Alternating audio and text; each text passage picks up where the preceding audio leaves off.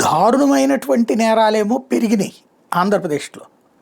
దాడులు, బీభత్సమైన దాడులు, రక్తంపాతం సృష్టించే దాడులు గతంలో 6,500 ఉంటే ఇప్పుడు 28,000 అయినాయి.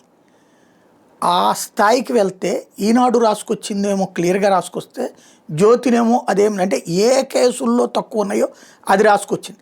అది పక్కన పెడితే దేశవ్యాప్తంగా 58,80,000 నేరాలు జరిగినాయి. ఎన్సీఆర్బీ రిపోర్ట్ ఇది.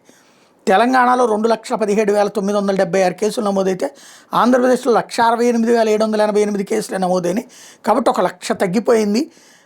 ఇండియా యావరేజ్ 418.9 అయితే ఆంధ్రప్రదేశ్ 316.1 తక్కువ, తెలంగాణ 568.9 ఎక్కువ అన్నటువంటిది ప్రొజెక్ట్ చేసుకొస్తున్నారు ఈ సెక్షన్ ఆఫ్ మీడియా. తెలివితేటలు అక్కడే అనమాట. అసలు పాయింట్ ఏంటి? గ్రేవ్ క్రైమ్స్, అరాచకపు నేరాలు అన్నటువంటిది ఎక్కువైనాయి ఆంధ్రప్రదేశ్లో. అది స్పష్టం. ఇంకొకటి, అది కూడా కేసులు నమోదు చేసినవి 50% కూడా ఉండవు.